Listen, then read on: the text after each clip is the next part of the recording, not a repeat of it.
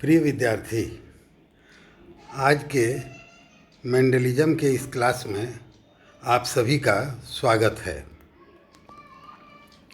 Gregor John Mendel ये उस वैज्ञानिक का नाम है जिन्होंने लॉ ऑफ इनहेरिटेंस दिया था। ऐसा बात नहीं है कि मेंडल के पहले लोगों ने हाइब्रिडाइजेशन पर कार्य न किया हो। बहुत नाम कमा चुके थे। कोलरियूटर साहब, पर उसको एक कंक्रीट कंसाइज अपने हाइब्रिडाइजेशन के रिजल्ट्स को लॉ ऑफ इनहेरिटेंस के रूप में न दे पाए। हाँ, उन्होंने अपना नाम कमाया हाइब्रिडाइजेशन करके अच्छी और अधिक उत्पादकता वाली वैरायटीज़ को निकाल के। मेंडल साहब कैसे इस कार्य में सफल हुए? He is called a lucky man. तो हम लोग को सोचना चाहिए कि क्यों ऐसा है। तो देखिए, इसके 2-3 कारण थे। मेंडल साहब ने जिस प्लांट को एक्सपेरिमेंट के लिए चुना था वह था पाइसम सेटाइवम गार्डन पी। क्या नाम है इसका? मटर का पौधा अथवा गार्डन पी अथवा पाइसम सेटाइवम। ये ऊपर में जो चित्र लगा हुआ है बाएं तरफ, यह है एक फ्लावर उसका दिखाया गया है गार्डन पी का। तो मेंडल साहब क्यों सक्सेसफुल रहे? क्योंकि गार्डन पी लिए। तो गार्डन पी की क्या विशिष्टता है भाई? तो गार्डन पी की विशिष्टता यह है कि यह सेल्फ पॉलिनेटिंग क्रॉप है। जब कोई सेल्फ पॉलिनेटिंग क्रॉप होता है, इसका मतलब एक ही फ्लावर के अंदर एंड्रोसियम भी है और गाइनोसियम भी है, मेल और फीमेल दोनों पार्ट है, और एक का पॉलन दूसरे पे जा रहा है। अंदर ही वह पॉलिनेशन का काम कर दे रहा है। तो सेल्फ पॉलिनेशन होने से क्या होता है?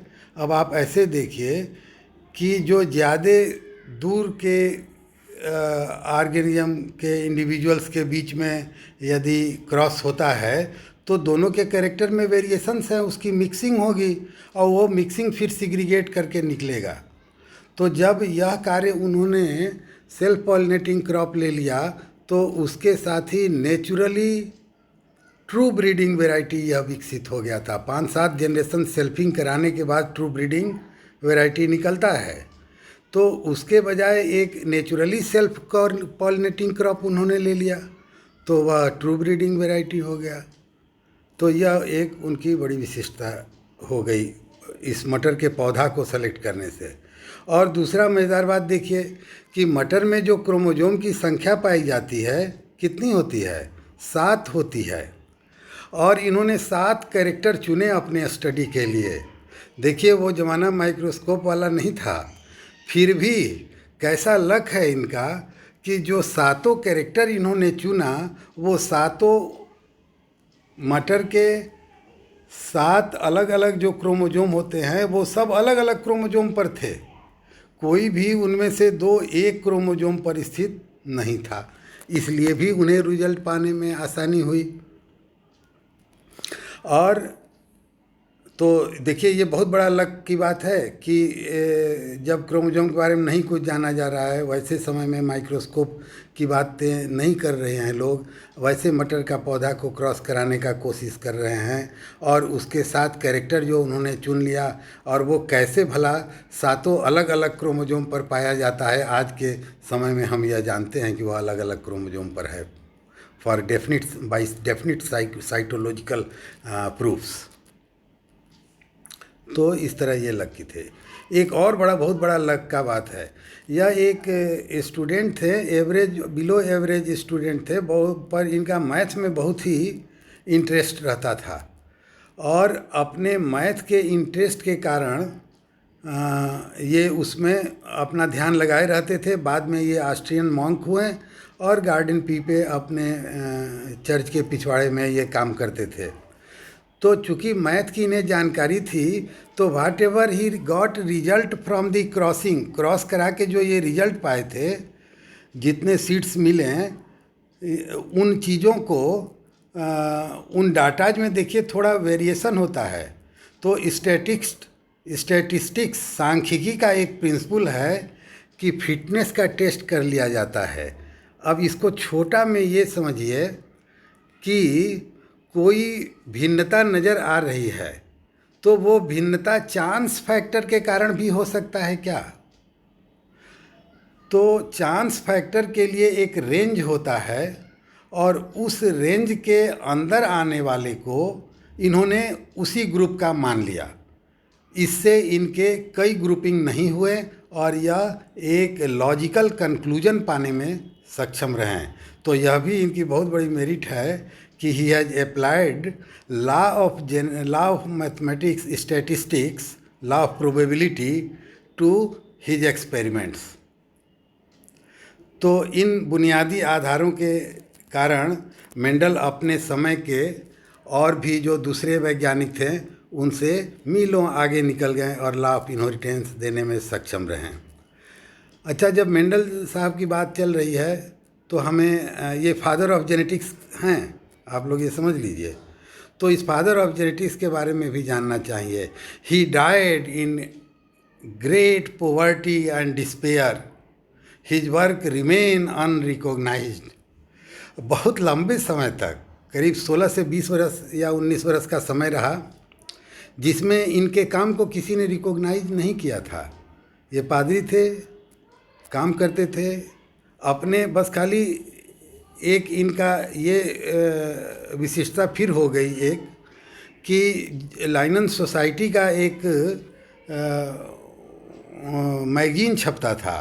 तो ये जो बाय द वे एक्सपेरिमेंट किए थे, एन एक्सपेरिमेंट विथ हाइब्रिडाइजेशन। देखिए दोस्तों, याद रखिएगा, जो एक्सपेरिमेंट इन्होंने किया उसका नाम क्या रखा था? An experiment with hybridisation. और ये गलती से उसकी प्रोसीडिंग में अपना स्थान बना लिया और यह छप गया। और तब वह जो मिशनरी का वह मैगजीन था वह कई जगह के चर्चों में जाते थे। तो इस प्रकार उसका वैलिड एंड वाइड पब्लिकेशन हो गया और इसकी वजह से उनका नाम कोई दूसरा नहीं ले सका, उनके हक उन्हें मिला। पर we must sorry, he died in extreme despair and poverty. अपने काम को इस प्रकार से अंजाम दे के no one have recognise that and he died in great despair and poverty. अच्छा,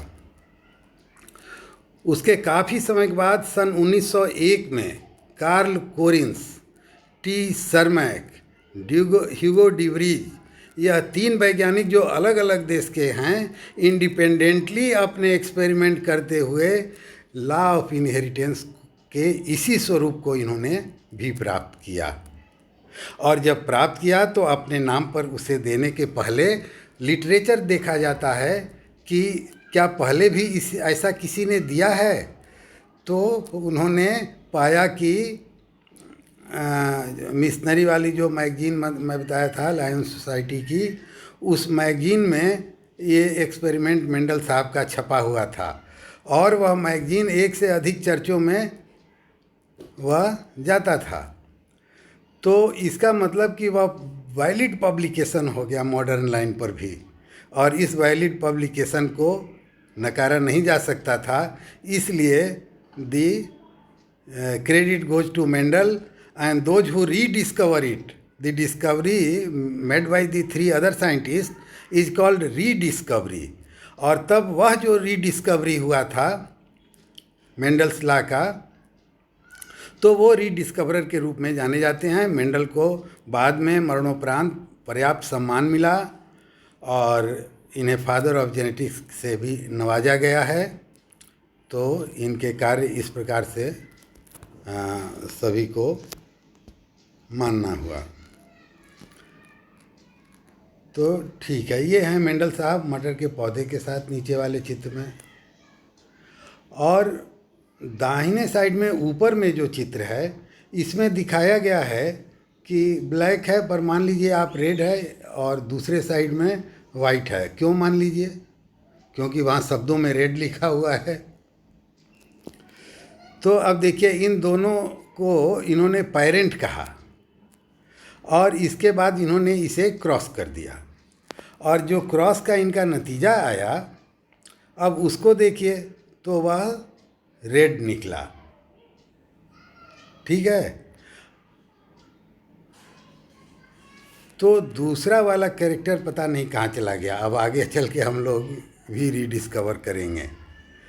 तो ये इनका टेक्निक हम लोगों ने समझा छोटे में कि कंट्रास्टिंग कैरेक्टर्स, एक दूसरे के एकदम उल्टा, एक ज़मीन तो दूसरा आसमान, एक लाल तो दूसरा वाइट। ठीक है ना? तो कंट्रास्टिंग कैरेक्टर लिया, इसे कंट्रास्टिंग कैरेक्टर कहते हैं, और उस पर एक्सपेरिमेंट किया।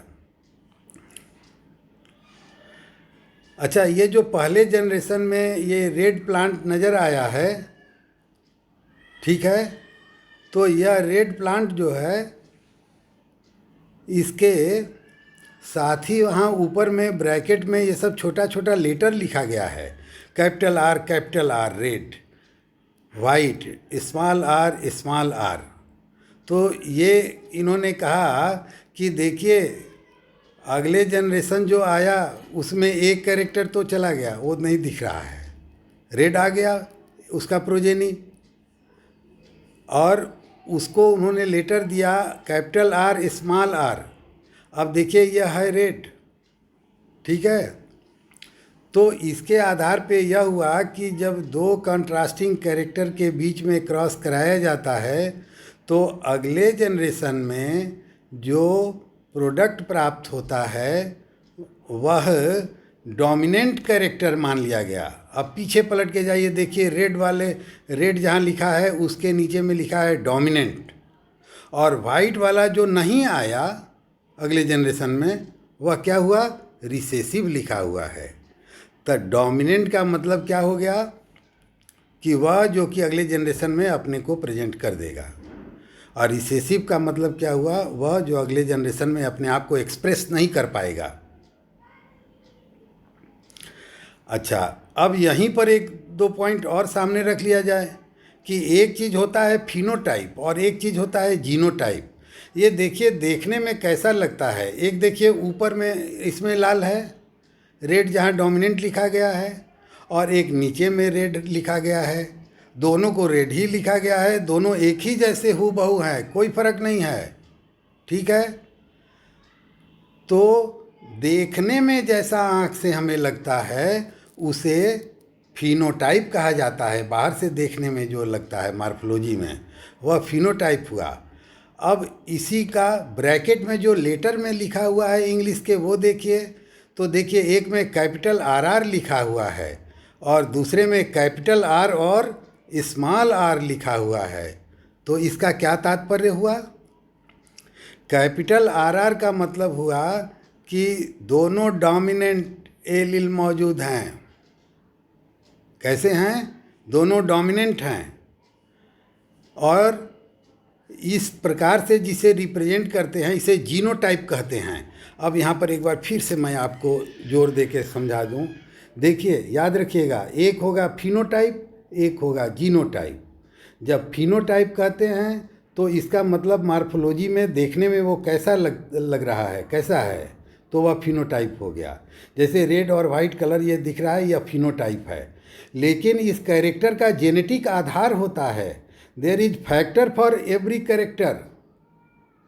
ठीक है, there is a factor inside our body for every character, यह मेंडल साहब ने कहा था। तब लोग जीन नहीं जानते थे, तो वो फैक्टर जीन के ही सदृश है। आज हम लोग जानते हैं कि gene is responsible for a character. तो there is a one factor for one character. तो अब यहाँ पर इन्होंने यह स्पष्ट किया है कि देखिए, यह दो फॉर्म में एग्जिस्ट कर गया। रेड तो है मार्फोलॉजी, पर इसको जीनोटाइप जब पढ़ा जाएगा तो कैपिटल आर की अलग कैटेगरी बनेगी। कैपिटल आर स्मॉल आर वाला भी रेड है, वो अलग कैटेगरी बनेगी। और तब वाइट वाला स्मॉल आर जब रहता है, स्मॉल आर तब वो अलग कैटेगरी बनती है। तो देखिए, जब इसकी फिनोटाइप की बात करेंगे, याद करिए, याद रखिएगा, तो इसके बाद जो अगला जनरेशन आता है F2 जनरेशन, कौन सा? F2 जनरेशन, तो ये रेशियो 3:1 आता है। 3 का मतलब है कि 3 रेड हैं और 1 वाइट आ जाता है। अच्छा, 3 रेड में भी 1 तो अब जीनोटाइप में आइए, 3:1 रेशियो हो गया रेड और वाइट का। पर जीनोटाइप का रेशियो जब आप बताइएगा तो आप कहेंगे एक को रेड कह दिया गया और एक जो मिश्रित फॉर्म में है कैपिटल आर स्मॉल आर, इसको हेटेरोजाइगस रेड कहेंगे। ऊपर वाले को कौन सा रेड कहेंगे? होमोजाइगस रेड, क्योंकि दोनों एक के जैसे हैं, कैपिटल आर होमोजाइगस रेड। और कैपिटल आर और स्मॉल आर से जो रेड बना है यह हेटेरोजाइगस रेड है। तो जब फिनोटाइप की कैटेगरी आई तो 2 कैटेगरी आया, रेड एंड वाइट 3:1। और जब जीनोटाइप की बात आई तो देखिए ये रेशियो बदल गया, 1:2:1। तो 1 कैसा? डबल आर माने होमोजाइगस रेड, और 2 रेड कैसा? कैपिटल आर स्मॉल आर माने हेटेरोजाइगस रेड, और एक होमोजाइगस रिसेसिव। तो बताइए जीनोटाइप का F1 में F2 में क्या रेशियो हुआ? F1 को सेल्फिंग करने पर फिर वाइट भी बाहर निकल आता है। तो क्या रेशियो आया? रेड और वाइट का रेशियो 3:1 फिनोटाइप में आया, और जीनोटाइप में क्या आया? 1:2:1। ठीक है, ये भूलिएगा नहीं। अब देखिए, इतना के बाद हम लोग इसके नीचे वाले स्लाइड में आते हैं। जब नीचे वाले, इसी के नीचे के साइड में जो लगा हुआ है, देखिए यहाँ 7 पेयर ऑफ कैरेक्टर्स इन्होंने कॉन्ट्रास्टिंग कैरेक्टर लिया है। 7 कैरेक्टर हमने बताया कि ये सारे कैरेक्टर 7 क्रोमोसोम पर पाए जाएंगे। तो देखिए पहले वाले में थोड़ा बड़ा कर लिया जाए, ये देखिए सीड है, तो सीड के 2 कैरेक्टर इन्होंने लिए हैं। 2 कंट्रास्टिंग कैरेक्टर आपको सीड में खोजना होगा, ये हमें जानना चाहिए, ये बेसिक बात है। पहली बात क्या है कि फॉर्म लिया, सीड का फॉर्म कैसा है?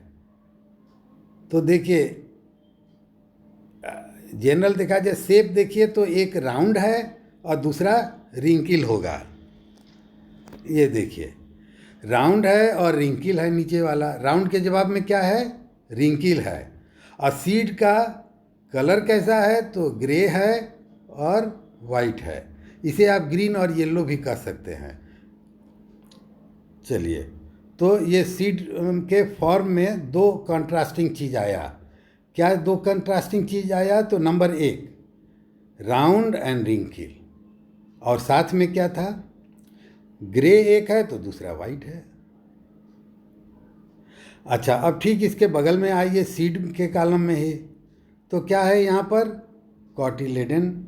अब ये अंदर वाला जो भाग है ये येलो और ग्रीन दिख रहा है कलर्ड, गौर से आप देखिए, तो इसे कहते हैं येलो एंड ग्रीन। कॉटिलेडन का कंट्रास्ट क्या है? यह एक कैरेक्टर है, और इस कैरेक्टर के 2 कंट्रास्ट फॉर्म क्या हैं? जैसे हाइट है तो एक आदमी लंबा एक बौना, तो कैरेक्टर तो एक ही है हाइट, और 2 फॉर्म है लंबा और बौना, ये कंट्रास्टिंग है। इसी तरह यहाँ पर जो कॉटिलेडन आया यह कैसा है? एक येलो है दूसरा ग्रीन है। अब देखिए यहाँ पर फ्लावर का कलर इन्होंने ले लिया, तो एक वाइट है और एक रेड है। ठीक है, अब देखिए पॉड पर ये आ गए। पॉड मतलब छीमी, मटर जिस खोल में होता है 5-7 दाना, उसको छीमी या पॉड कहते हैं। अब इसका फॉर्म कैसा है? तो फुल है और कॉन्स्ट्रिक्टेड है। जैसे हर दाना के बाद थोड़ा सा कटान बना रहे तो ये कंस्ट्रिक्टेड हो जाता है, और एकदम स्ट्रेट स्मूथ रहे तो यह फुल हो गया। और कलर की जब बात आई तो येलो और ग्रीन। अब देखिए यहाँ स्टेम है, तो स्टेम में फ्लावर कैसे है? जो ये पॉड विकसित हुआ वो कैसे है? एक्जियल पॉड्स है और यहाँ नीचे वाले में इसी के कंट्रास्ट में टर्मिनल पॉड है, ठीक है, एक्सियल पॉड और टर्मिनल पॉड। और अब एक्सियल टर्मिनल बने थोड़ा समझ लें कि जैसे कोई चीज़ है जिसमें एकदम शीर्ष पर ग्रोथ हो रहा है, ठीक है, तो ये टर्मिनल हो गया। और यदि साइड में पत्ती वगैरह निकला हुआ है और वहाँ से ग्रोथ हो जाए तो वो क्या होगा, एक्सियल हो जाएगा, क्योंकि उसके एक्सिस के अंदर से निकल रहा है। तो टर्मिनल और एक्सियल पोजीशन हो गया पॉड का। अच्छा, स्टेम का अब साइज उसका क्या है, तो लॉन्ग है और शॉर्ट है। तो लॉन्ग है, टॉल और ड्वार्फ इसको बोलते हैं। लॉन्ग शॉर्ट के बजाय जो शब्द इस्तेमाल हम लोग करेंगे आगे, बात मतलब एक ही है, हम लोग मेंडल की शब्द में बात करेंगे, तो टॉल एंड ड्वार्फ, ठीक है। तो इस प्रकार हम लोगों ने देखा कि 7 पेयर ऑफ कैरेक्टर्स लिया था, और इस महान व्यक्ति की महानता क्या थी कि ये 7 कैरेक्टर के जीन जो हैं वो 7 अलग अलग क्रोमोसोम पर पाए जाते थे। मेंडल इज भाई लकी।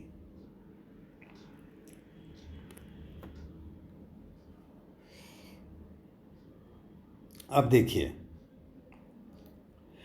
मोनो हाइब्रिड क्रॉस और डाई हाइब्रिड क्रॉस, थोड़ा सा ये हम लोग समझ लें। देखिए, क्रॉस तो वही होगा, दो चीज़ के बीच क्रॉस करा रहे हैं, तो मेल और फीमेल का मिलान इन्होंने कर दिया, पॉलन और स्टिग्मा का। पॉलन मेल और स्टिग्मा फीमेल फ्लावर का पार्ट है। तो जब ये कार्य इन्होंने किया, तो जब ये होगा तो अपनी टोटलिटी में होगा, पूर्णता में होगा। ये एक कैरेक्टर है, 2 कैरेक्टर थोड़े हो देख के होता है। Cross is cross. अब आप कह रहे हैं मोनो हाइब्रिड क्रॉस और डाई हाइब्रिड क्रॉस, यह अपने सोचने के ढंग पर है। उन्होंने कहा कि क्रॉस कराने के बाद सारे कैरेक्टर हमारे लिए यूजलेस है, हम उसको कंसीडर नहीं करेंगे, हम उस पर विचार ही नहीं करेंगे। हम विचार करेंगे कहाँ, एक और सिर्फ एक कैरेक्टर पर। और यह कैरेक्टर क्या है, जो कुछ भी हो, एक कैरेक्टर इन्होंने लिया, जैसे टाल और ड्वार्फ ले लिया हो।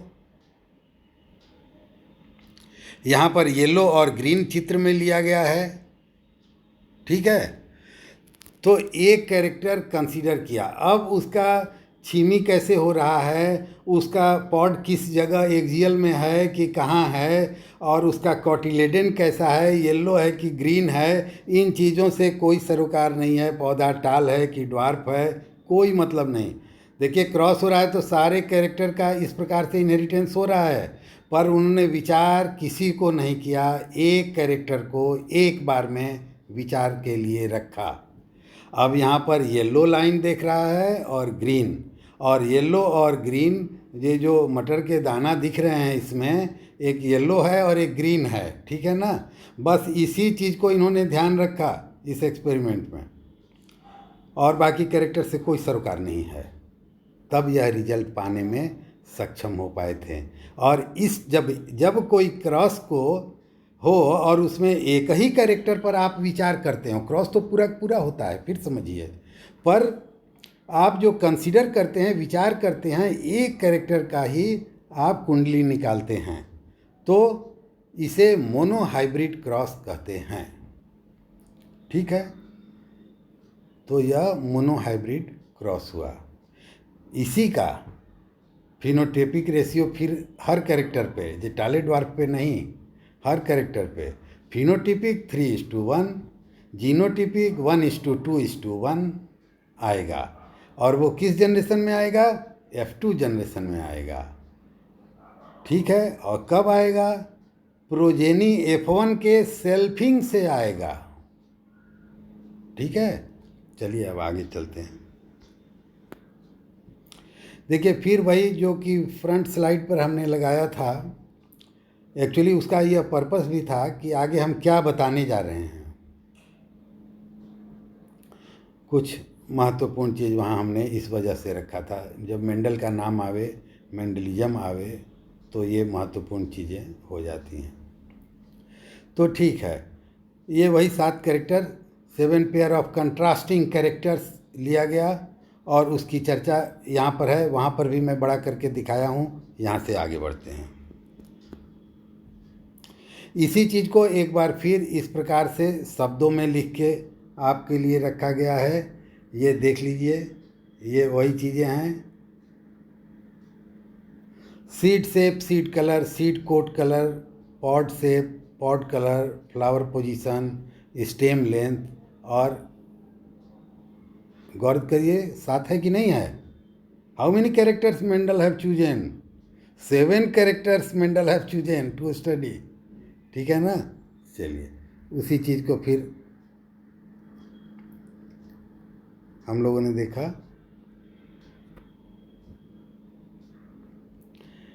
देखिए, Mendelism simply put refers to law of inheritance postulated by Gregor John Mendel. कौन? Gregor John Mendel. क्या दिया इन्होंने? Law of inheritance. तो जब हम मेंडलिज्म की बात करते हैं तो मेंडलिज्म का मतलब लॉ ऑफ इनहेरिटेंस जो मेंडल साहब ने दिया, इसी की वार्तालाप होती है। Gregor John Mendel was an Austrian monk who lived between 1822 to 1884। यह इनका समय है। He experimented on various plant species and animal। पर मटर के पौधा से सारा रिजल्ट इनिशियली आया था, बाद में वह दूसरे जगह पर भी देखा गया तो लागू हुआ। He experimented on various plant and animal। He was the first to state the universal law governing inheritance of traits। जो कैरेक्टर होता है उसी को ट्रेट शब्द से यहाँ डिनोट किया जाता है। ये लैटिन वगैरह के कारण ऐसा होगा। कैरेक्टर अंग्रेजी है ही तो ट्रेट कहाँ से आ गया? ट्रेट का मतलब कैरेक्टर होता है। तो उन्होंने universal law governing law of inheritance, इन्होंने कैरेक्टर के इनहेरिटेंस का नियम दिया। Gregor John Mendel is known as father of the genetics।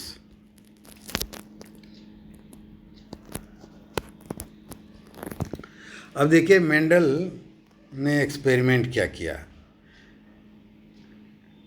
Gregor John Mendel experimented with P plant by crossing various strain and observing the characteristics of their offspring.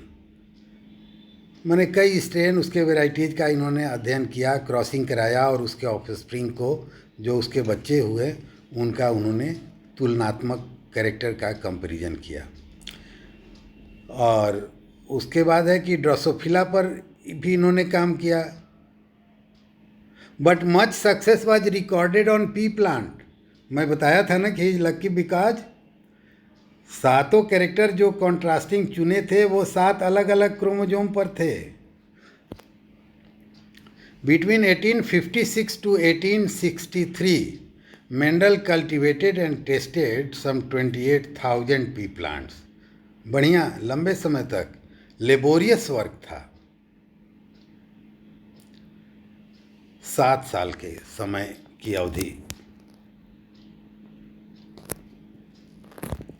The choice of garden pea, Pisum sativum, was due to following reasons।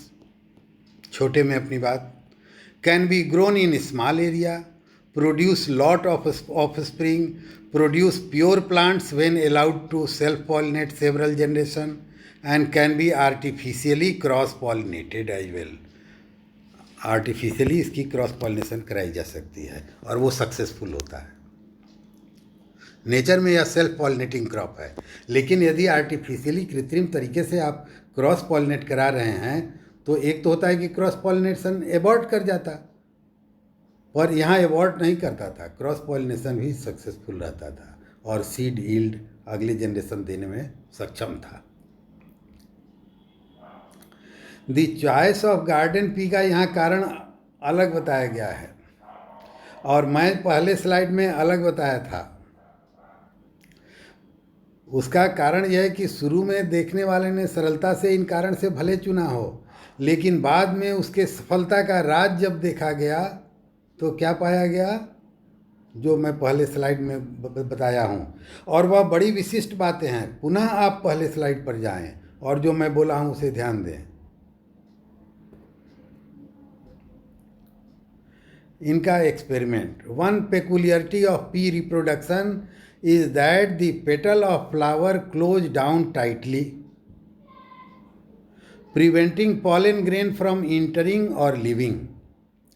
अब pea का जो flower है, देखिए पहले slide में ऊपर में एक फ्लावर दिखाया गया है, तो यह फ्लावर का जो पेटल होता है कुछ इस प्रकार से होता है कि बाहर से पॉलन को ना अंदर आने देता है और ना अंदर से पॉलन को बाहर जाने देता है, उसमें यह रुकावट डालता है।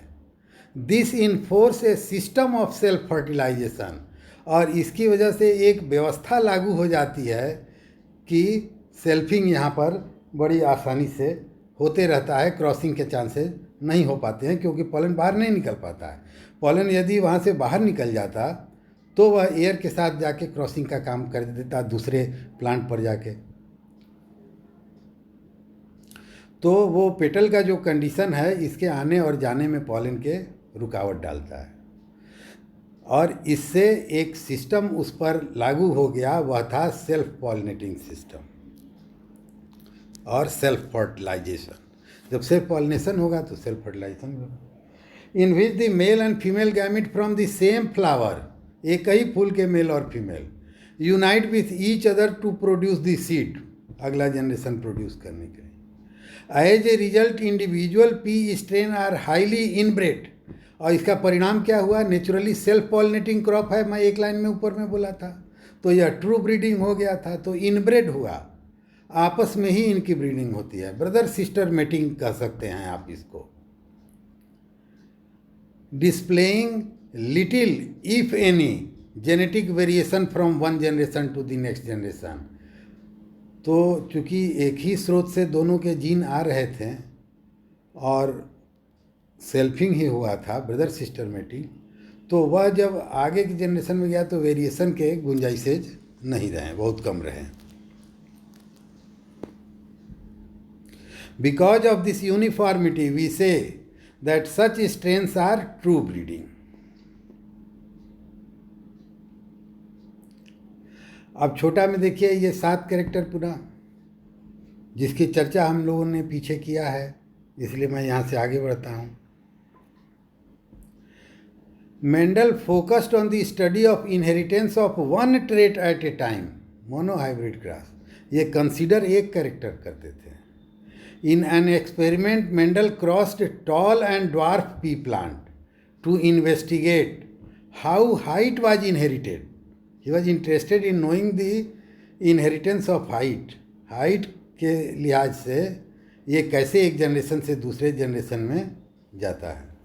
This type of crossing between parents differing in only one trait or in which only one trait is being considered, एक ही ट्रेट कंसीडर किया गया, is termed monohybrid cross.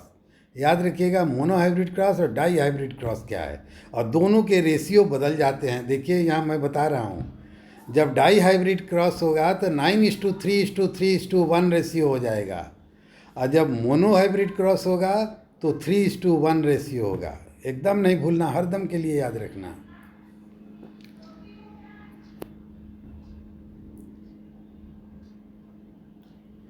All the offspring from the cross first filial generation F1, माने जो पहला generation आया, were all tall regardless of the way he performed the cross, tall male with dwarf female and dwarf male with tall female. देखिए यहाँ एक शब्द आता है बड़ा मज़ेदार, आप लोग गौर करिएगा, रेसिप्रोकल क्रॉस. रेसिप्रोकल क्रॉस, एक का मेल लिया दूसरे का फीमेल लिया, और फिर उसी एक्सपेरिमेंट को बदल दिया, जिसका फीमेल लिया था उसी का मेल लिया, और जिसका मेल लिया था उसका फीमेल ले लिया, तो यह रेसिप्रोकल क्रॉस कहा जाता है.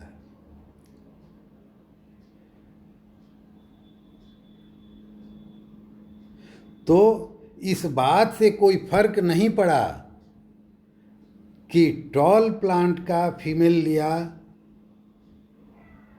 या ड्वार्फ प्लांट का फीमेल लिया, दोनों ही स्थिति में जो अगला जनरेशन का हाइट आया वह कैसा था? टॉल था। अगला जनरेशन मतलब कौन जनरेशन? F1 generation. अब इस इतना पर F1 तक के रिजल्ट के आधार पे ही noted that the dwarf characteristic seems to have disappear in the progeny of the cross. तो F1 जनरेशन में उन्होंने देखा कि ड्वार्फ प्रोजेनी वो डिसअपियर हो गया, वह नहीं नजर आया।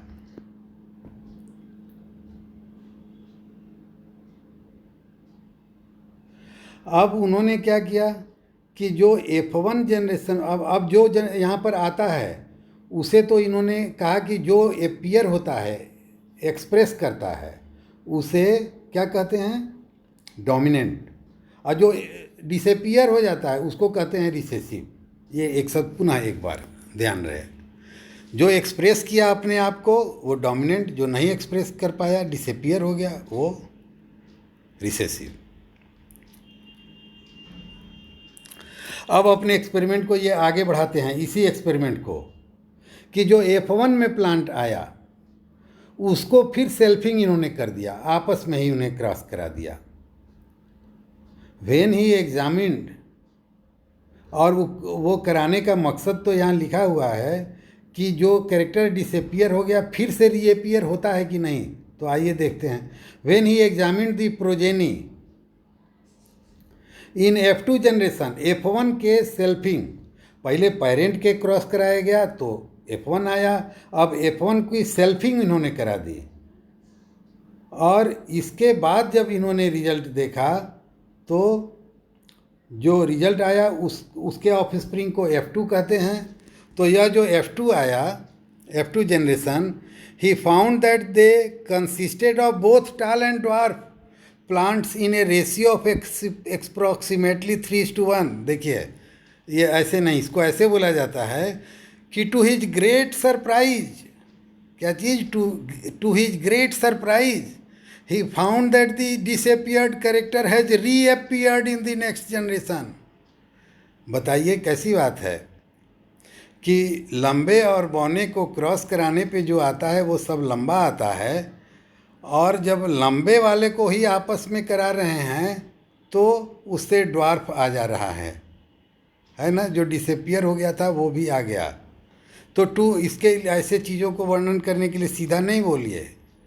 To his great surprise, the disappeared character, dwarf one, the recessive one, reappeared in the F2 generation, and the ratio he found is 3:1, 3 tall 1 dwarf, या 3 लाल 1 वाइट। ठीक है। मेंडल इन्फर्ड, अब इसके आधार पे कुछ कंक्लूजन उन्होंने लॉजिकल ड्रा किया, that these hybrid carried a latent genetic factor। जो जेनेटिक फैक्टर है वो लेटेंट है, छिपा हुआ है, मौका पाके निकल आएगा। Latent genetic factor for dwarfness, one that was masked by the expression of another factor of tallness. दूसरे कैरेक्टर के एक्सप्रेशन की वजह से ये मास्क हो जाता है, ढक जाता है। जैसे मान लीजिए दो भाई जा रहे हैं बाहर, कहीं कोई वार्तालाप हुआ तो बड़े भाई को उसमें बोलने दिया जा रहा है, छोटा भाई चुप लगा के रहा। ठीक है। तो इस तरह से छोटे भाई का व्यक्तित्व मास्क हो गया, अब बड़े भाई का वहाँ पे एक्सप्रेस हुआ। तो ठीक इसी प्रकार से समझिए कि एक डोमिनेंट, एक रिसेसिव, रिसेसिव वाला मास्क रहा। One that was masked by the expression of another factor. He said that the latent factor was recessive and that expressed factor was dominant.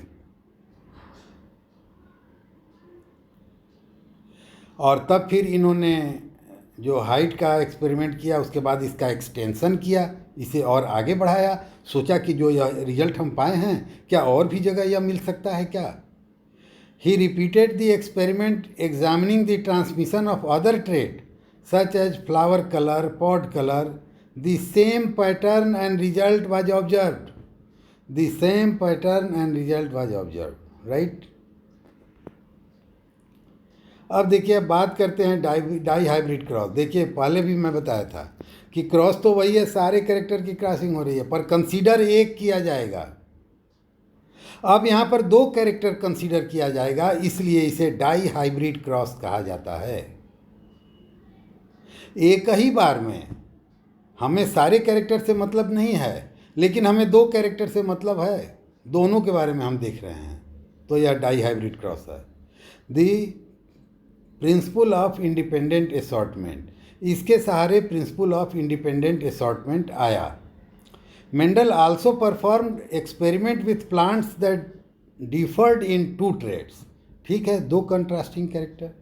The purpose of experiment was to see if the two traits of the seed, color and texture were inherited independently or not।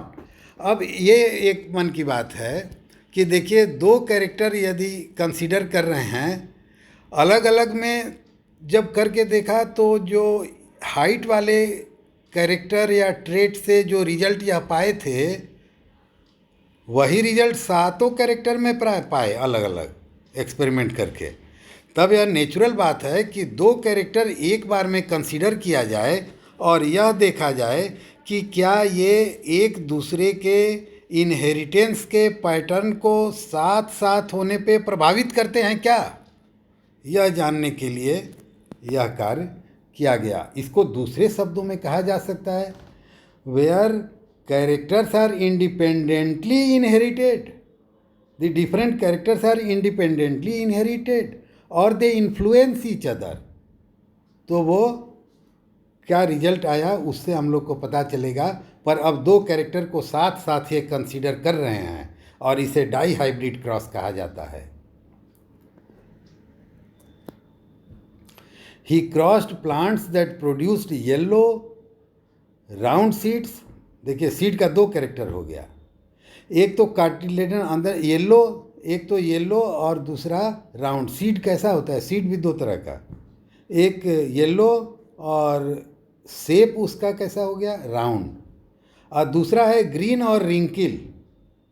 ठीक है, तो yellow और round को जब green और रिंकिल से cross कराया गया वाले सीड्स वाले प्लांट से, तो जो F1 जनरेशन में प्लांट आया उसे येलो राउंड देखा गया कि येलो राउंड ही आ रहा है सब।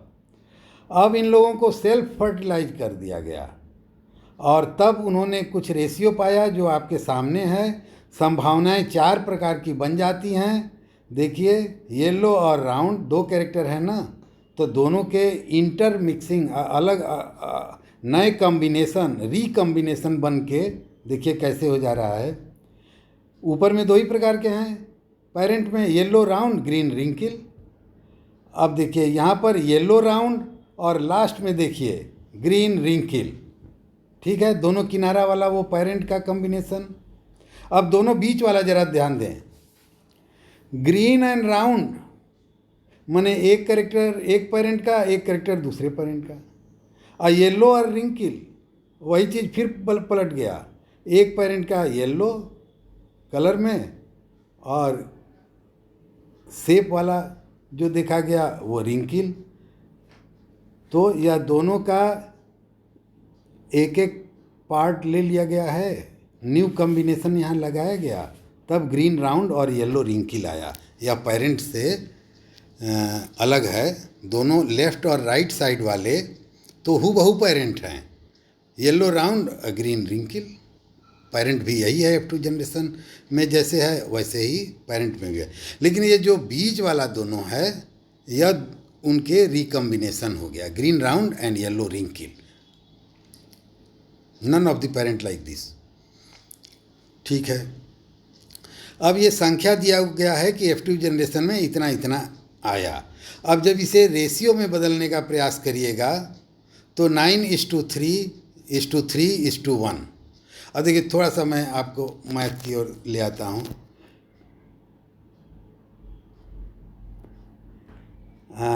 ये रेशियो इसको लाया गया तो 9:3:1 हुआ। तो यह आप एक बात ज़रा ध्यान दीजिएगा, ये बात कि डाई हाइब्रिड क्रॉस का फिनोटिपिक रेशियो क्या होता है, कौन वाला फिनोटिपिक रेशियो 9:3:3:1। ये बहुत महत्वपूर्ण बात है। चलिए आगे चलते हैं। अब इसी चीज़ को नीचे से ये एक चेकर बोर्ड कहा जाता है। दो मेथड से बताया जाता है, एक तो ट्यूनिंग फोर्क मेथड से बताया जाता है और दूसरा ये जो है चेकर बोर्ड मेथड कहा जाता है। F2 जनरेशन में यहाँ पर देखिए गैमिट दिखाया गया है। जब दो कैरेक्टर लीजिएगा तो 4 प्रकार के गैमिट बनेंगे और जो ऊपर हॉरिजेंटल लाइन है इस पर सारे गैमिट्स कैसे हैं, वही चारों रख दिए गए हैं क्रम से। अब जरा वर्टिकल लाइन देखिए, इसमें भी वही लोगों को उसी क्रम से रख दिया गया है क्योंकि ये 4 प्रकार के होते हैं। एक तरफ मेल वाला लाइन है, दूसरे तरफ फीमेल वाला लाइन है। ठीक है। अब ये जो चेकर बोर्ड के ये कॉलम है तो 4x4 16 कॉलम यहाँ से यहाँ तक ये होते हैं। ये देखिए ऐसे, ये देखिए 1 2 3 4 1 2 3 4, ये 16 कॉलम इस प्रकार से हुए। अब इन 16 कॉलम में जो ये लेटर लिखे हैं, ये सब लेटर कैसे हैं, तो ये इसके जीनोटाइप को इंडिकेट करते हैं। देखिए ये जीनोटाइप वैरी कर रहा है, पर सिर्फ 2 एग्जाम्पल देके 2 का यहाँ पे कंपेयर आपको कराते हैं। देखिए पहला column capital GG capital WW। अब इसके थोड़ा बगल में आ जाइए तो देखिए capital GG capital W small w। तो जीनोटाइप वैरी कर गया लेकिन फिनोटाइप देखिए एक ही है। ठीक है ना। तो चलिए अब हम लोग ये देखें कि इस प्रकार से सजाने पर इसमें 2-3 बातें हम लोग ध्यान देते हैं। एक तो ये 16 हैं, आप समझ गए। दूसरा कि एक तरफ फीमेल पेरेंट का और दूसरी तरफ मेल पेरेंट का गैमिट दिखाया जा रहा है। मेल और फीमेल के बीच क्रॉस होगा ना, तो एक तरफ मेल का एक तरफ फीमेल का। ये जितने प्रकार के गैमिट बनते हैं 4 प्रकार के, और ये जब 2 कैरेक्टर लेंगे तो 4 प्रकार के गैमिट बनेंगे।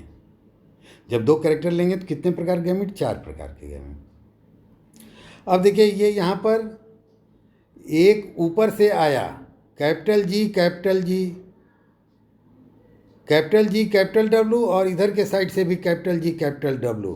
पर हॉरिजेंटल पहले लाइन में आगे बढ़िए तब देखिए ऊपर से आया कैपिटल G स्मॉल w, जबकि इधर के साइड से आया कैपिटल G कैपिटल W। तो अब ये चीज़ें ये सारे में दोनों साइड से उसी क्रम में ऊपर नीचे ले आके ये लेटर्स ऐसे लिख दिया जाता है। अब ये ध्यान रखिएगा कि एक भी कैपिटल G है तो वह अपना ही कैरेक्टर देगा, और यदि कैपिटल W है तो वो अपना कैरेक्टर देगा। अब गौर फरमाइए इसी चेकर बोर्ड में 9 ऐसे जगह हैं जहाँ पर कि कैपिटल W और कैपिटल G एक की संख्या में अवश्य है। 2 की संख्या में तो बहुत अच्छा, ठीक है ना, लेकिन कम से कम एक कैपिटल W और एक कैपिटल G अवश्य है। देखिए ऊपर में हॉरिजेंटल 4 और उसी वर्टिकल पहला कॉलम 4, ये क्या है, देखिए सब में कम से कम एक कैपिटल G और एक कैपिटल W जरूर रहेगा। इसके लिए बोला जाता है 9AB। तो आप कहेंगे कि सर 4 4 8 4 और 3 7 हुआ, बाकी 2 कहाँ गया। तीसरे लाइन का दूसरा, गौर फरमाइए ऊपर से जब आएंगे तो तीसरे लाइन का दूसरा, जहाँ पर कि स्मॉल G और कैपिटल W आ रहा है, और हॉरिजेंटल और वर्टिकल वाले साइड का दूसरा, यह जो है एक कैपिटल G और कैपिटल W देने में सक्षम हो जाता है। और फिर एक वर्टिकल से तीसरा लाइन और हॉरिजेंटल में का दूसरा लाइन आएगा, तो दो ये जगह और है, आप देख लीजिए, जहाँ राउंड येलो है। क्या चीज़ है? राउंड येलो, एकदम गोला, पूरा स्मूथ गोला है और येलो कलर है। तो ये 9 जगह है। अब गिनिए, 4 3 7 1 8 1 9, 9 जगह ऐसा है। अब देखिए, जो 3 जगह है वो येलो तो है, ठीक है ना, पर उसका जो किनारा है येलो वाले का वो रिंकिल्ड है, माने वो वेवी है। ऐसे 3 जगह होते हैं, तो 9:3, ठीक है। अब देखिए, 3 जगह इसमें ऐसे हैं जो हरे हैं और स्मूथ हैं उसका मार्जिन, तो ये 3 एक अलग प्रकार का जगह है। तो देखिए, जब कैपिटल जी है तो येलो और रिंकिल्ड है, और जब कैपिटल डब्लू है तो वह ग्रीन है और स्मूथ है। तो 9:3:3। अब एक लास्ट 16वां है, देखिए उसको, सब कुछ छोटा वाला, स्मॉल जी स्मॉल जी स्मॉल डब्लू। तो ये वो जगह है जहाँ पर कि डबल रिसेसिव है, ये अलग प्रकार का हो गया। तो रेशियो क्या हुआ? 9:3:3:1। अच्छा, एक और मज़ेदार बात आपको बता रहे हैं, बस इसको ऐसे ही याद रखिएगा। जब दो कैरेक्टर कंसीडर करते हैं, एक को ए बोलते हैं और दूसरे को बी बोलते हैं, ठीक है, तो अब आता है कि 9AB:3 capital A small B /3 small A capital B /3 small A small B, ठीक है ना। ये मेंडल के इतने बड़े चक्र को एक लाइन में बता दिया, ठीक है।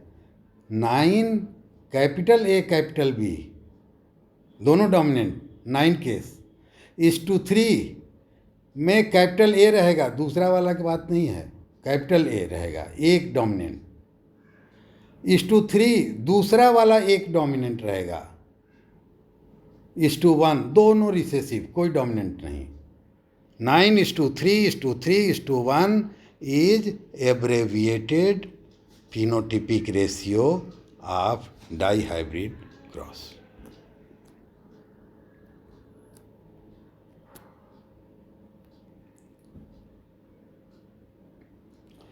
F2 जनरेशन में जितने भी प्रकार के जीनोटाइप, मतलब लेटर लिखा हुआ है, वो सारे को एक प्रकार से लिख दिया जाता है, तब उसका जीनोटाइपिक रेशियो निकलेगा। लेकिन ये थोड़ा कॉम्प्लेक्स हो जाता है और वो कहीं नहीं पूछा जाता है।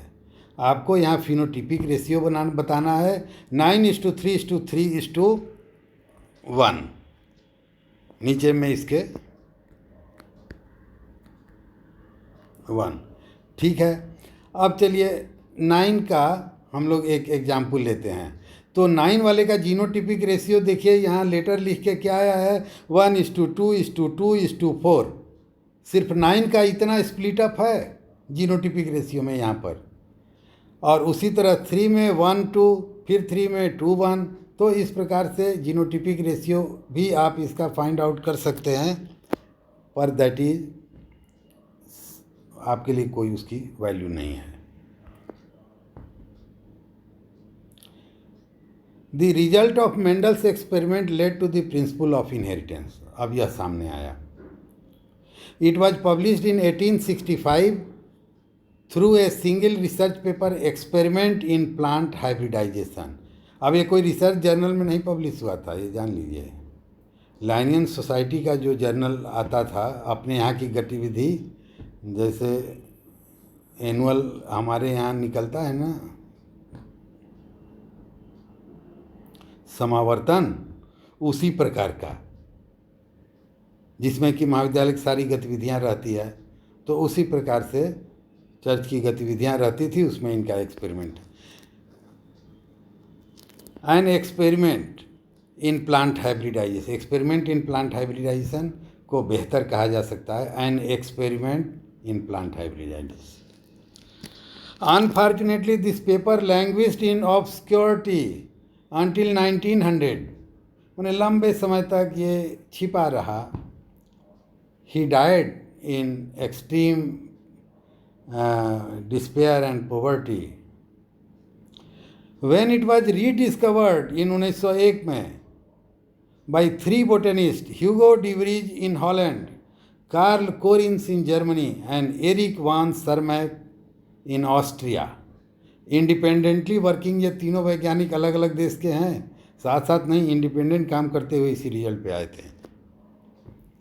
Law of segregation. During the formation of gametes the paired alleles separate और सिग्रीगेट randomly so that each gamete receives one allele or the other. Law of segregation is also called purity of gamete.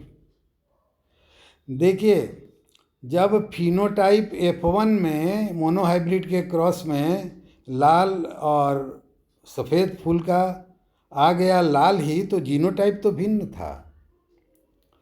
और फिर अगले generation में white वाला reappear हो गया. इसका कारण क्या था? ये बताया जाता है कि गैमेट प्योर होते हैं. वहाँ पर सेपरेशन वाली बात नहीं आती है कि कौन एक्सप्रेस है कौन रिसेसिव. और देयर इज़ नो ब्लेंडिंग, उनकी मिक्सिंग नहीं होती है कि वो डिसअपियर हो गए. वो अपनी अस्तित्व को बनाए रखते हुए जाते हैं अगले जनरेशन में. और फिर जब वो अवसर पाते हैं डबल रिसेसिव का केस, तो वो एक्सप्रेस कर देते हैं. तो गैमेट्स आर प्योर, कोई एक ही प्रकार का होगा. ठीक है. तो law of segregation is also called law of purity of gametes. The law of independent assortment. The law of independent assortment during gamete formation segregating pair of alleles assort independently of each other. एक दूसरे से independently वो जाते हैं, तभी तो recombination बन जाता है. जैसे मान लीजिए कि हमने टेबल पर अपने पॉकेट से निकाल के पेन खोला और उसका ढक्कन और पेन रख दिया, और आपने अपने हाथ से घड़ी निकाल कर उसका चेन और बॉडी रख दिया. पर जब उठाने के लिए आए तो हमने अपना पेन और घड़ी वाले का बॉडी उठा लिया, और आपने जो शेष बचा था वो उठा लिया. हो गया रिकम्बिनेशन. तो इसी तरह दो एलील होते हैं. Every character have alternative form, that is called allele.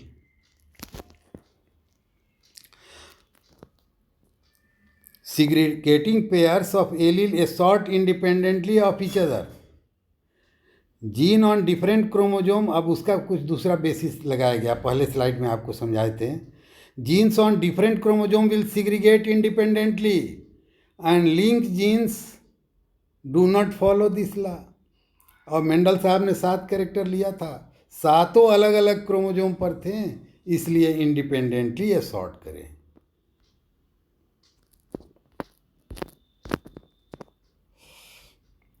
अब इसमें एक स्टैटिस्टिक्स की बात थोड़ी सी आती है. तो मान लीजिए एक सिक्का है, इसे उछाला गया तो हेड आएगा और टेल आएगा. तो इन दोनों घटनाओं को, हेड आने की और टेल आने की प्रोबेबिलिटी क्या है? तो एक घटना के आने की प्रोबेबिलिटी जितनी है और दूसरे घटना की आने की जो प्रोबेबिलिटी है अलग अलग, उनका मल्टीप्लिकेशन होगा. अब देखिए 3:1 रेशियो आता है एक कैरेक्टर रहने पे.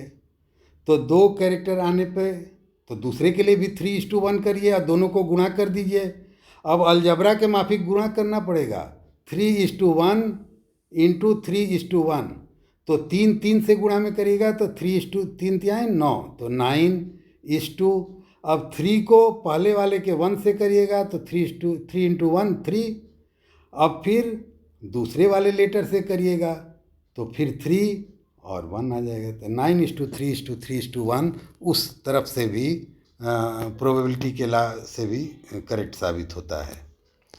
देखिए दोस्तों, आपने ध्यान से मेरी बात को सुना, इसे फिर आप देखिएगा, जहाँ डाउट होगा मुझसे पूछिएगा व्हाट्सएप ग्रुप पे लिख के, तो वो बताया जाएगा, डाउट क्लियर किया जाएगा।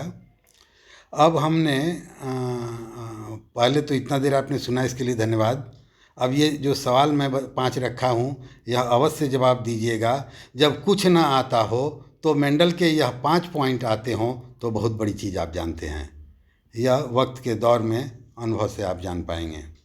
Name the plant on which Mendel worked. What is phenotypic and genotypic ratio obtained by Mendel in monohybrid cross in F2 generation। Cross का नाम है मोनोहाइब्रिड और जनरेशन का नाम है F2। अभी इतना हिंट मैं दिया। What is phenotypic ratio obtained by Mendel in dihybrid cross. What is dihybrid cross, यह भी जानना चाहिए। A name the law of inheritance. जो लॉज ऑफ इनहेरिटेंस हैं, देखिए ये प्लूरल है, याद रखिएगा, ये लॉ ऑफ इनहेरिटेंस नहीं है, लॉज ऑफ इनहेरिटेंस। तो उसका नाम आपको लिखना है। आपको यदि यह मेरा लेक्चर अच्छा लगा तो आपको लाइक करना चाहिए, सब्सक्राइब करना चाहिए, शेयर करना चाहिए। धन्यवाद।